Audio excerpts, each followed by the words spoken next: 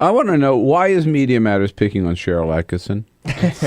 Well, we've taken issue with some of Sharyl Attkisson's reporting, and when she was a correspondent at CBS. That's right. She parted ways at CBS. How long ago? A few months ago. It was a little bit ahead of contract schedule, and this came after a string of somewhat embarrassing and really tense instances of Sharyl Attkisson really pursuing kind of a lot of the right-wing boogeymen of our time, right? She was way out in front on some of the Benghazi reporting, really helped drag CBS into that, pushing a lot of the fraudulent stories at the center of that Benghazi hoax.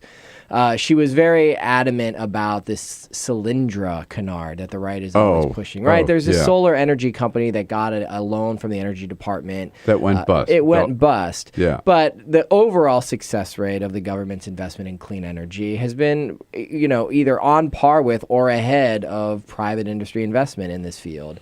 But way out in front that this was some type of scandal that one company went bust out of all the developments. And we looked into some of her reporting on Solyndra, on Benghazi, Fast and Furious, and found some flaws in it. And now that Sharyl Attkisson is out at CBS and she's on a media tour, she's pointing the finger at us and actually claiming that we're somehow it's like there's a line item. She said you were paid to take her on. Yeah, right? Paid specifically to target her. Right. She has no evidence of this, right? But she's out there. So again, it falls in line with a lot of the reporting that got her in trouble at CBS.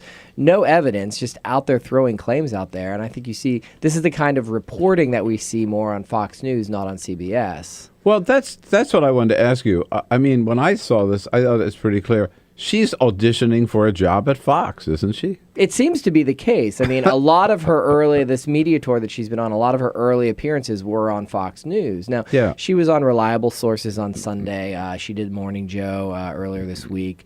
But, her first foray into this media tour was largely Fox News. And I think a lot of the reporting that she's been doing, lashing out at us without any evidence, and again, some of the reporting that got her in trouble at CBS is more akin to what we see at Fox News. Yeah, it is funny to accuse you of being paid, to take her on. I looked at my paycheck to see if there was a line item of, the Sharyl Attkisson portion of my paycheck, and it's not in there. Mm-hmm.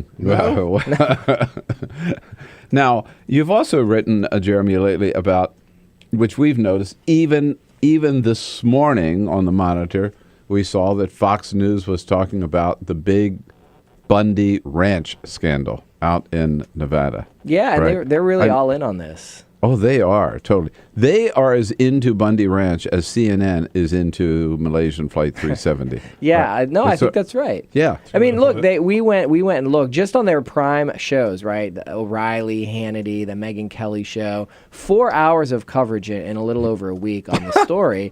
And it's one thing if look, there's a lot of interest in this story, but the tone of Fox's coverage is just pro Cliven Bundy. Now, here's a rancher who for 2 decades has refused to pay his bills, right? I mean, that's basically what this boils down to. Mm-hmm. Every other rancher in the country, 16,000 ranchers, pay fees to graze on public lands. Cliven Bundy, no, I'm not going to do that. I don't believe in the federal government.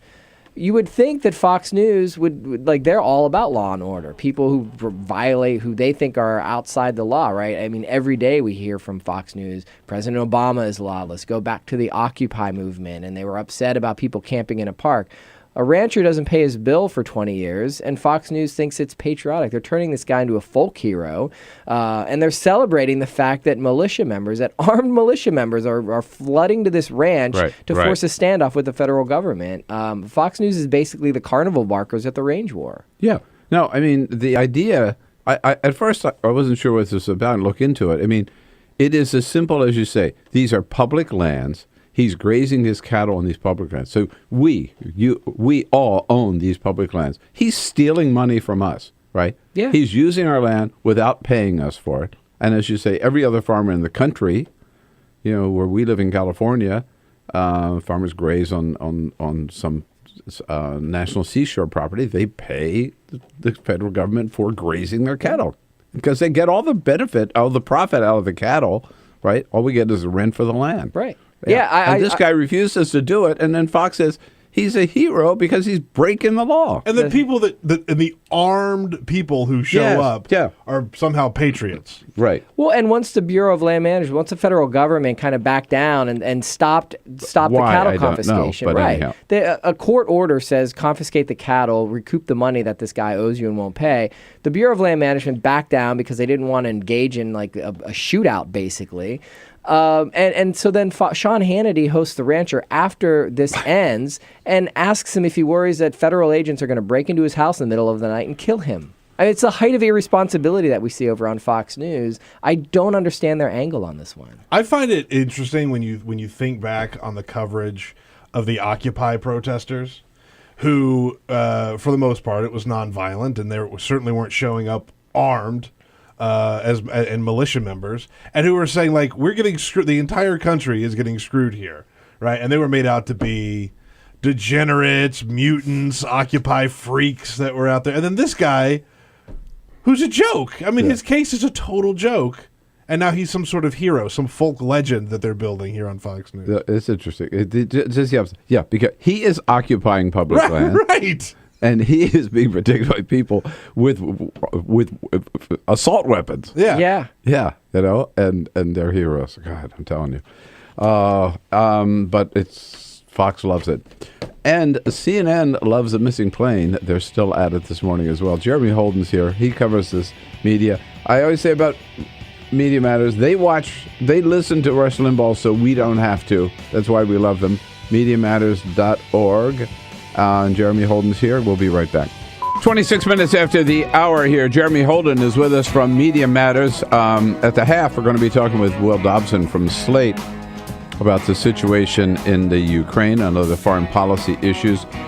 Jeremy, on the media front, I was very struck by an article in Politico last week about all the money that the conservative talk show hosts are getting from right-wing organizations, particularly Tea Party, Koch brothers funded organizations, for featuring conservative candidates on their shows and promoting Tea Party issues, basically. That they're not doing it because they believe in it. They're doing it because they get paid for it. Yeah, and I think what the folks over at Politico show is not just your basic, we're going to do a live read for Americans for Prosperity, right? I mean, something that's not uncommon. Right. You know, we'll do an on-air read for all the great works that Americans for Prosperity do.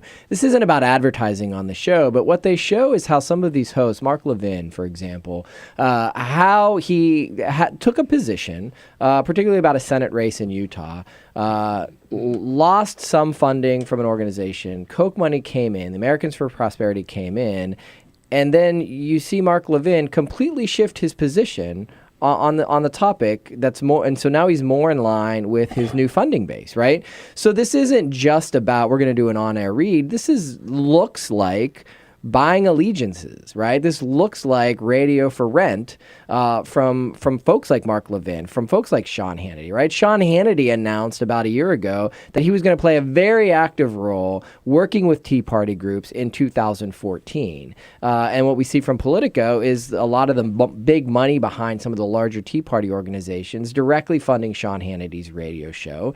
And then that transitions to what Sean Hannity says on Fox News. And now we're sharing an online platform to help promote your candidates. It's dirty. No, it is. It is radio for. If this were taking place like in the United States Congress, right, or in a state legislature or something, it would be called bribery. It's right? radio for rent, basically. Yeah. They can't buy us off. I'll tell you one thing. They can't buy us progressives off.